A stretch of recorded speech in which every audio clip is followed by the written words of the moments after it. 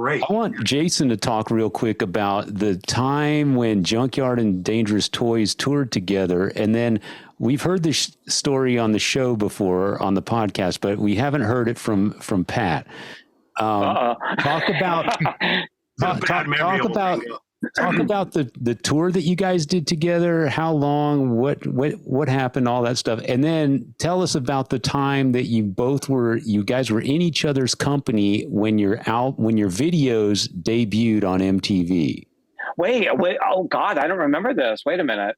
Were we on tour at the same time? No, it was the summer of '89 so it was prior to the jaunt that we did together. Right, okay.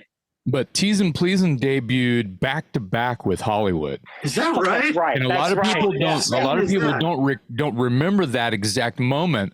It's burned into my brain. Is it?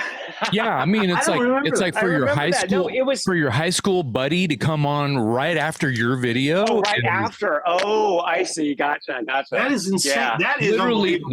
It was the same night. Yeah. They debuted next to each other, and right. They didn't. Whoever programmed that had no idea what they were doing. Right. I mean, I remember when it came on, I specifically remember because we were at Geronimo's house and we were like, because that's the only person, my drum tech was the only guy who had a big enough TV for all of us to go over there. So we had a party. Yeah. You did well. So I think I was by myself just in my apartment, and I was like, wow. Well, it's supposed to come on. I'm trying to work the remote, and I got it to work. Thing ain't working. I was like, where's the rabbit ears? The junkyard's right next to it. I was like, whoa, that's weird. That's crazy. Wow. Yeah. I remember when it came on, and I remember seeing you guys' video, and I was like, well, who did that video? Of course, the first thing that went to my mind was that video is better than ours. Who did that video? Oh. And it was like somebody said the guy's name, and I was like, and like I'm supposed to know, and I'm like, yeah, we should have got that guy. It's like I don't know if I can do what the guy was. Well, who did the Hollywood video? A French guy named. I don't know if this has ever been talked about. We had a French guy named John. I've heard some stories about this guy. Nuts. He was great, but what it was we shot it on a Sunday. Prior to on Saturday, some other band on some other label had paid for all the gear.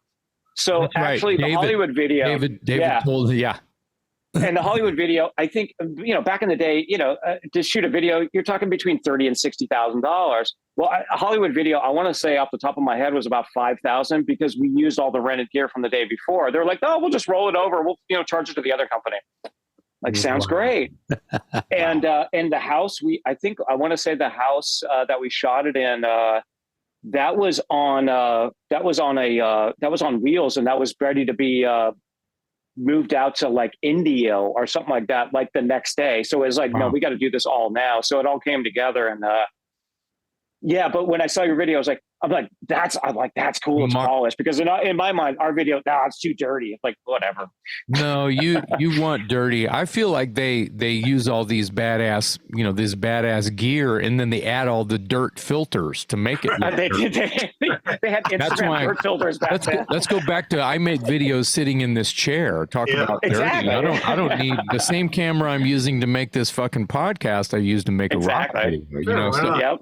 There's that Teasin' Pleasin' video was done by Mark Rezica. Oh, I remember that. You know that name, yeah. That name does sound familiar. Yeah, Mark Rezica, yeah. Wasted so much money, like all day makeup chair, like ridiculous amounts of food and shit that I didn't even eat any. I'm working. I don't eat food. I'm fucking up here with lights on me and shit. So. I don't eat it until it's done. Yeah, exactly. Yeah, and then the tour came, and me and all the guys were excited to do that because we love the record, but the background that I had with Chris and Dave just from being an Austinite was the best. And I remember we were in like Georgia or maybe South Carolina. God, maybe you can help me with it. Might have been Atlanta. And the guys in Jackal came out. Oh, that was South Carolina, I think. The guys in Jackal came out, and that's the first I even heard of the Jackal. Who's that?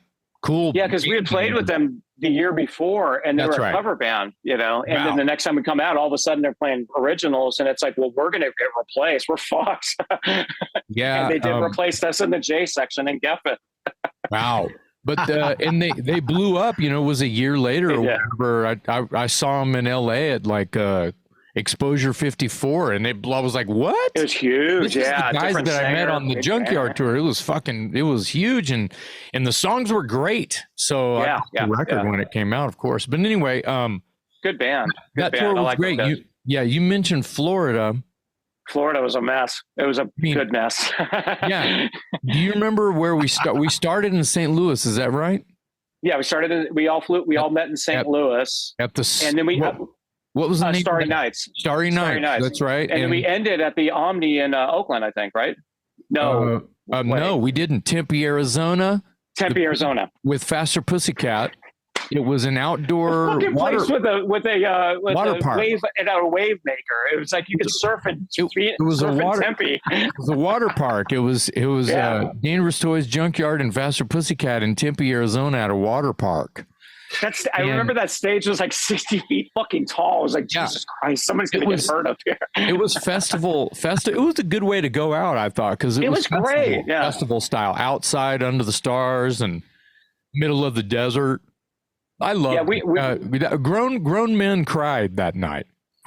Yeah, we didn't want that to end. I cried because that was a fun tour. I mean, it was super I figured fun. It's like, is there ever going to be another tour better than that? And there honestly wasn't. I mean, that's the only time that I've ever seen Chris Gates cry.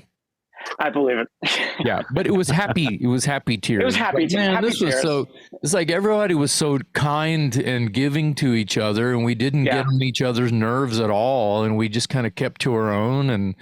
And then during the day, it was just a bunch of just guys hanging out, and it was easy. It was really easy, and it was clean, and nobody got anybody into any trouble except for one night. Oh, well, you got to tell us. We stayed at the same hotel together. Was there a certain height issue about somebody jumping? Maybe. I think about it, me and you. Of course, it was in Florida. No, I think it was Danny. Danny liked to drink. My guitar player at the time. Yes, Danny, he did. He liked to drink, and he was hanging out with you guys who liked to drink a lot. And I think that just what it's typical shit like pool furniture in the pool. Well, it's pool furniture. It goes in the pool. Things happen. Oh, it fell. I don't know. It's a Motel 6. It can't cost that much. No, I'm not drunk. I'm on medication. I don't know. Whatever excuse works, right? But my tour manager said, I don't think that we need to be staying at the same hotel with Junkyard. So it was we did separate for a bit. Yeah, we kind of, I feel like it might have, maybe that's why it was so fun and great, because it was also Danny got sick. Danny got the flu, and at that point it was like, no, we definitely need to separate. We can't have infestation of flu going on between camps. Right, and that happens on the road sometime, and our tour managers were smart enough to make sure that what you said about spread. That was a fun tour. I mean, you would think about like in 1990, two bands, like us touring together, you would think it would be an egotistical nightmare. It was the total opposite. It was September 89. September 89. Yeah. I didn't care where we were going to play. I was just happy that we were going to be doing Junkyard. Do you remember in St. Pete, me and David, and I think I thought it was maybe one of my guys got tattooed. We played. Yeah, I got that. I got the middle part of the spade. I got this sort of, I call it the Lowenbrow. It's the Griffin. See the Griffin? Yeah. Okay. Yeah. I got that in St. Pete on the Junkyard tour. You must have went first, because by the time I went, I told the guy I wanted like Mickey Mouse and all that stuff, and he gave me two fucking weird bowls. I think I was the last guy to go. Well, it's pretty. It means something when you can do a little run together and have it get a tattoo. It kind of, it's like going to the army together. We're gonna go get tattooed, you know. Boy, yeah, definitely. Well, it was that tour was kind of, at points it was kind of like being in the army, getting up early. Yeah, a little bit. I don't know. I remember just being excited about the St. Louis show was fun. Yeah. But then there's a few of them that I don't remember much of. Maybe because it was just too much travel, so I was just tired. There was a lot of back-to-back, and I don't think we had a lot of days off. I think it was like 6 days on, 1 day off, 6 days on, 1 day off. We were in Florida for like a week. God, we were in Florida. It seemed like a year or something like that. My God, it was a long time. It was like, when are we ever leaving? But I think we did like 8 shows in Florida. It was like, I would say, yeah, definitely, yeah. Yeah, it was great. Good times, man. Good times. Yeah, that was fun. We play Sweeney's in Tampa. Does that sound familiar to you? That does sound.